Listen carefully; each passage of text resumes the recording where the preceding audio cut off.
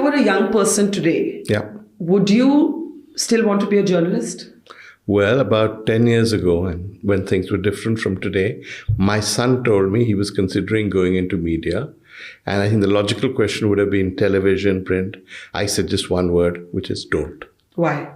Because I think it's over. I think what we're seeing are the dying flickers of the media scene, at least the media scene we were part of.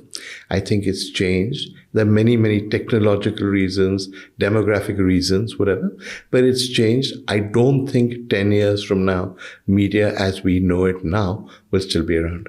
The argument could be that media as we know it, because we're old, will no longer exist, but there will always be room for reporting and storytelling. You don't agree?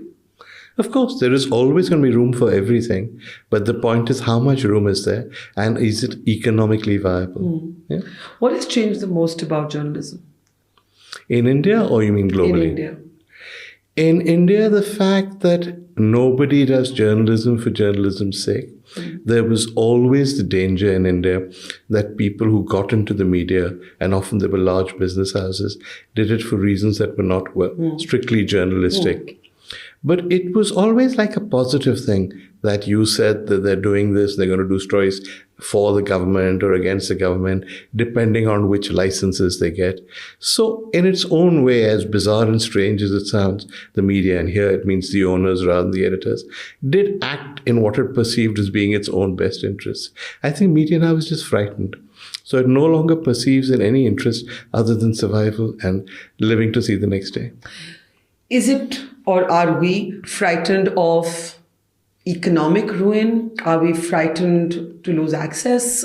Are we frightened of consequences that are more dire? What are we frightened of?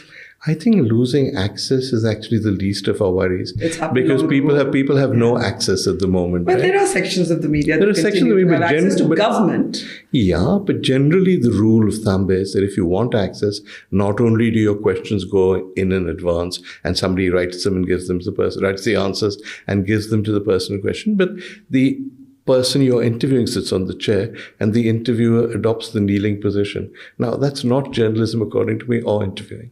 There is also an alternative extreme to the scenario you just painted. You talk of the supplicant journalist. There is also today in India the activist journalist who has entrenched sort of hatred for a certain kind of politics and believes it's her or his job. That the journalism that they do should in some ways undermine or weaken the government. That's also not journalism, is it? No, it's activism. It's got nothing to do with journalism. These are people using journalism to take a political objective forward, and they're entitled to every political objective they have.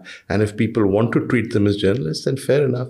But I don't actually treat them as journalists. It's easier now to say what's journalism, what's not journalism, because so many people have clearly defined political alignments.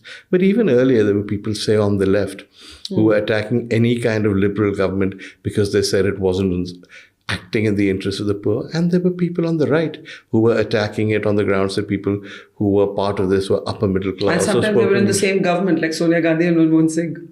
No, I don't think they disagreed very much, but yes. But I take your general point. There's always been a fringe that is motivated not by journalism, but by politics. What is the one thing you see happening around you today that you couldn't have imagined happening as an editor, or you would never have allowed? No, I think the most notable thing about the media scene today is the complete degradation of television. The television you started working for, where you went to Kargil, for instance, and you made your reputation covering that war. But you celebrated the heroism of our soldiers. You didn't come back and say, now we should nuke Pakistan. It was just a story for you, and you went to Pakistan, you developed contacts. I think in that era, people who were in television saw journalism for what it was, so stories for what they were, and covered them on their merits.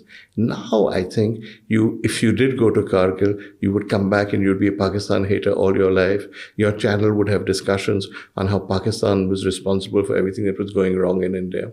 So you would have to be ideologically aligned. In debates, for instance, where the decline, I think I don't do television for that reason, is the most notable. Major political parties, so the ruling party, no longer send figures of consequence to television studios. So it's always some idiot or some out-of-work joker who's become a party spokesman, or some person who's been chosen because he or she has the ability to abuse and disrupt discussions. So the discussions then become these sort of shouting matches by design, because nobody really wants to discuss anything. The quality of guests drops abysmally and more week by week. The anchors are often very clearly ideologically aligned, and the ones who aren't, I think, are often frightened of interrupting BJP spokespeople. Has this ideological camp phenomena, is this a byproduct of polarization in politics, or is it something else? No, it's clearly it's a product of many things. I think some of it is, most of it actually, is polarization in politics. When you look at the sort of Hindu revival movement, there are many strands to it, many components to it. But one very strong strand, which we don't often recognize for what it is class hatred.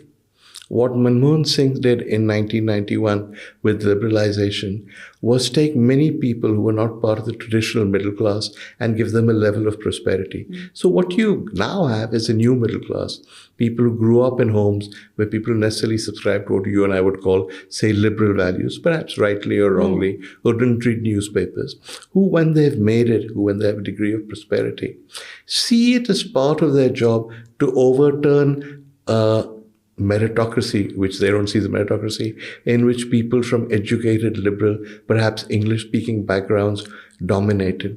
So much of what happens now, I mean, for example, the phrase Lutyens Delhi, which sometimes deliberately, but mostly mistakenly mispronounced as Lutyens, is meant as a sort of attack not just on Delhi or on power. It's a metaphor. It's a metaphor for an English-speaking old middle class.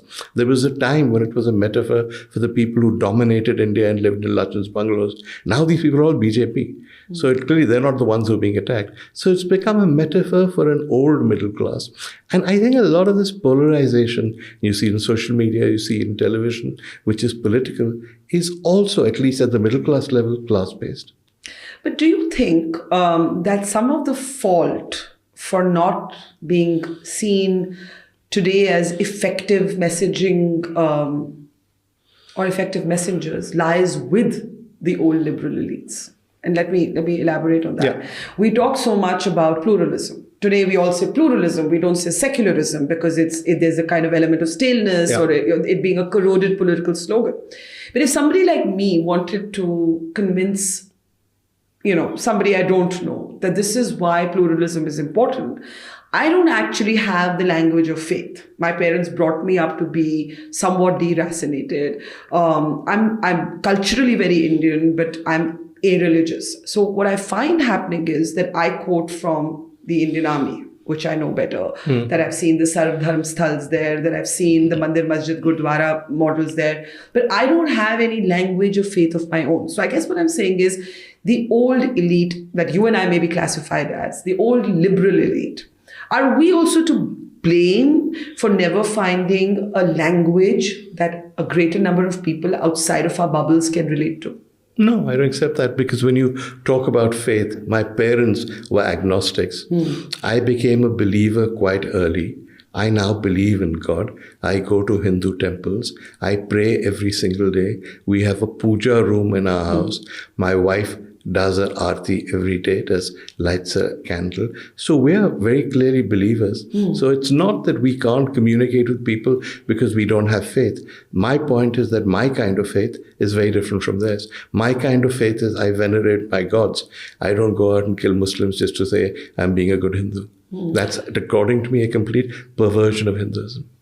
I agree. But why did your kind of faith not translate into the kind of mainstream politics that a harder version of Hinduism today is able to? But Barkha, that's the same all over the world. That's like going to the Middle East and saying, why didn't liberal Islam stop the emergence of radical Islam? It's like going to America and saying, why did all these liberals allow Donald Trump and a Christian right to emerge?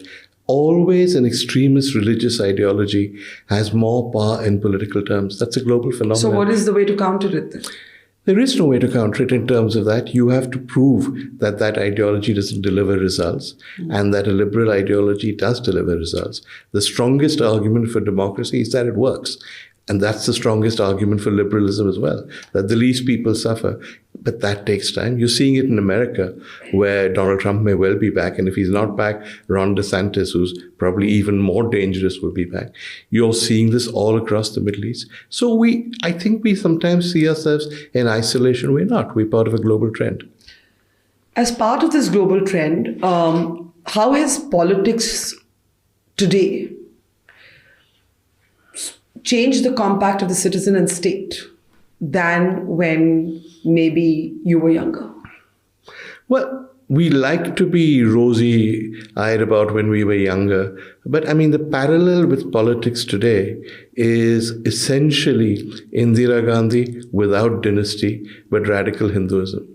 It's exactly the same way in which things are run. We forget that Mrs. Gandhi, even before the emergency, had subverted many of the institutions of governance. We talk now about what Rijuju is saying about the Supreme Court, which frankly is scandalous. But we forget there's nothing compared to what Indira Gandhi did to the Supreme Court, where she promoted people out of turn, where her favorites became Supreme Court judges. We forget that in that day and age, the most powerful man in India was not one of her ministers, it was a PA, R.K. Dhawan. We forget what the Indian system underwent in those days. We see her now in a different light because there wasn't a communal element to what she was doing. But she did give us dynasty. Yeah. So I don't think that things have changed necessarily as much as we like to pretend they have. I think liberals, to go back to that, like to think that we were a wonderful democracy and then these chaps came along and spoiled everything. It's not true. We were not always a wonderful democracy. There were always bumps along the road.